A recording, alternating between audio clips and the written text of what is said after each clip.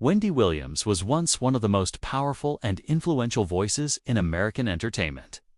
For years, she commanded the attention of millions of viewers every single day, walking out onto her talk show stage to the roar of a live audience, dropping into her signature chair, and delivering hot topics with a confidence and boldness that made her completely unlike anyone else on television.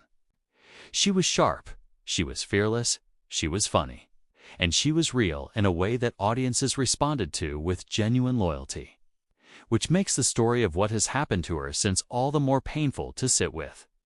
Wendy was born in Asbury Park, New Jersey, in July of 1964.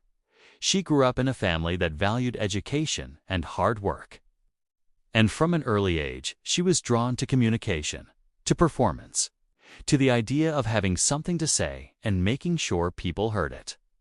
She studied communications in college and then pushed her way into radio broadcasting at a time when that world was not exactly welcoming to a young woman who refused to tone herself down.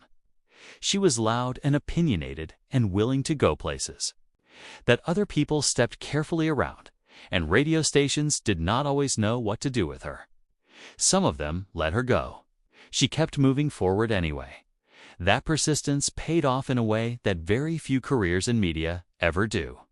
She became a dominant force in radio, building an audience that was fiercely devoted, tuning in not just for the celebrity news and the music, but for Wendy herself, for her personality, for the sense that she was always telling you exactly what she actually thought. Her willingness to say uncomfortable things about famous people earned her critics and loyal supporters in equal measure. And she seemed to operate perfectly well in the heat of both. She did not appear to need everyone to like her.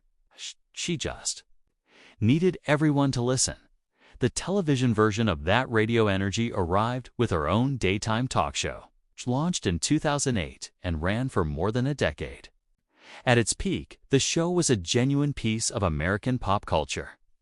Wendy walked out in her heels and her signature looks and her big personality every morning, and connected with an audience that saw in her something refreshingly unfiltered. She could be tough sometimes, and she knew it, and occasionally she reflected on that, but mostly she was honest. And in a television landscape full of carefully managed personalities, that honesty felt like something rare and valuable. But behind the scenes, things were far more complicated and far more painful than the studio lights suggested. Her marriage to her longtime husband, who was also her manager, was troubled in ways that became public knowledge over time. He had a relationship with another woman outside their marriage, a fact that eventually became impossible to keep quiet. And the couple separated in 2019. The end of that marriage was not just the end of a personal relationship, but also a major professional disruption, because he had been deeply involved in managing her career for many years. Separating from him meant untangling a great deal all at once. What followed in the years after the separation was deeply concerning to watch. Wendy began to struggle in ways that became visible to her audience and to the general public.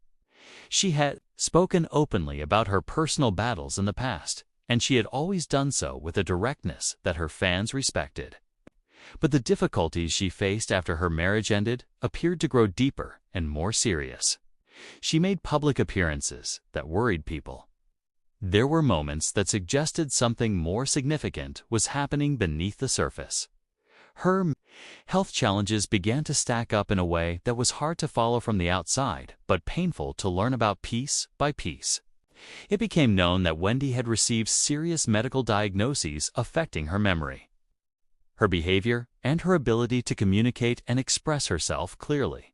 For a woman whose entire identity and entire career was built on the power of her words and her voice, the weight of that is almost impossible to put into words. The very thing that made her extraordinary was being taken from her gradually. And that is a particular kind of loss that touches people deeply. Those who had been close to her over the years began to speak publicly about their concerns. There were questions about who was managing her affairs, about whether the people around her truly had her best interests at heart, about whether she was being looked after properly during an incredibly difficult period in her life. Her family expressed concern. People who had worked alongside her expressed concern. And her fans, the millions of people who had grown up watching her every morning, felt a sadness that was quiet and heavy and very real. She had at one point expressed a desire to return to some form of media, to continue being present in the conversation that she had helped shape for so many years. That desire said everything about who Wendy Williams fundamentally is. A person for whom the work and the audience and the connection were not simply a job, but a true lifeline. The idea of being separated from that by illness and by circumstances beyond her control is heartbreaking in a very specific and very human way. Wendy Williams spent her career looking directly into the camera and telling people the truth as she saw it. She did it when it was uncomfortable. She did it when it cost her relationships and opportunities. She built an entire career on the simple act of being herself loudly and without apology. The tragedy is not that she had flaws. Every person has flaws. The tragedy is that a woman of such extraordinary energy and presence has found herself in circumstances so far beyond what anyone should have to face, and that the world which once hung on her every word can now only watch from a distance, hoping. She is surrounded by kindness and genuine care. At 61, Wendy Williams deserves peace. She deserves dignity.